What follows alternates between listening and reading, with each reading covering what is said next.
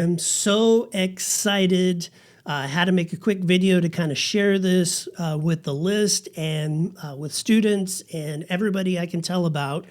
If you've known me for any amount of time, and especially if you've ever studied with me in person or online, you know I'm always looking for better ways to communicate the mysteries of music.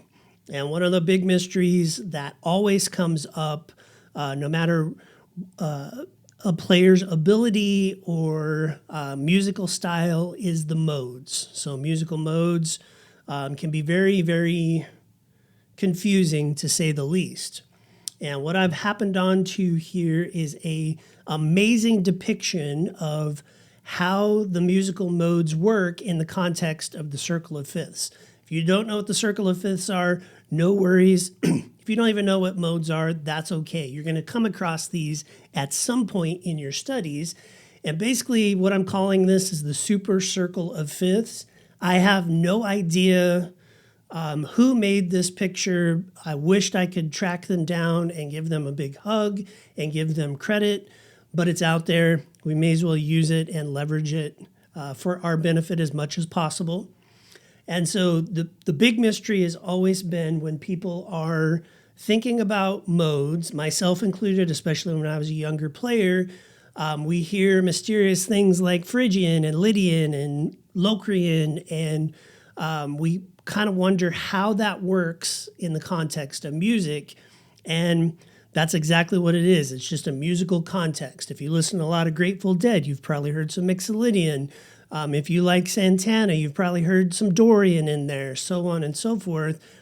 But what this particular diagram does is it ties together the musical context and the scale pattern that we learn as guitar players.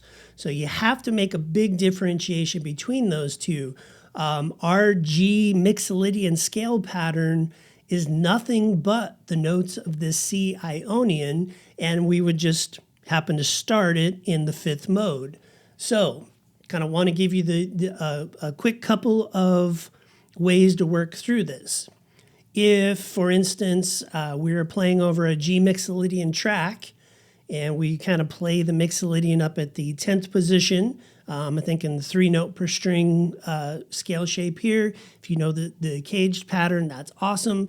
Wherever you play this G Mixolydian, if we want to move around on the fretboard, now we can pick one of these other scale shapes, and the notes themselves will still sound like G Mixolydian. For instance, if I'm playing in the 10th position, G Mixolydian, and I want to move further down the fretboard, so maybe I want to go down to the first position on guitar, and I'm taking some very extreme examples here. What I'm going to do is I'm going to go down and I'm going to start on the F note, the first fret of the low E string, and I'm going to play a Lydian scale pattern. So this is big, because now instead of seeing 7 shapes up and down and repeating on the fretboard that we assume if I play at the F note when I'm playing in G Mixolydian that it's going to sound like the happy Lydian sound, that's not the case. It's basically just going to sound like G Mixolydian. Or another example, if I'm playing in C major or C Ionian and I want to start somewhere else on the fretboard, let's say I want to go up and start at the 12th fret of the low E string, I am going to focus on playing the Phrygian pattern, but it's going to sound like I'm playing in the overall tonality of C major. So again, this is a lot of information shown in a very, very full pattern here. But if we just focus on whatever key or whatever modal context we're playing in, and then go to these scale shapes and scale patterns on the fretboard, we'll be able to keep the overall musical context, be it F Lydian or A Aeolian or B Locrian, and still switch positions and kind of know the shapes that we're using.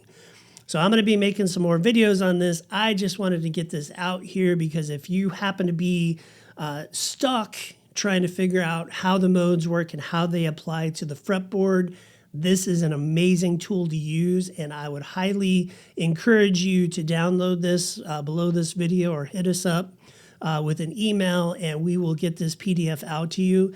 This is big breaking news, so check it out. And if modes mean nothing to you yet, that's okay. You're going to come across them, and when you do, you're going to have the secret decoder key right here.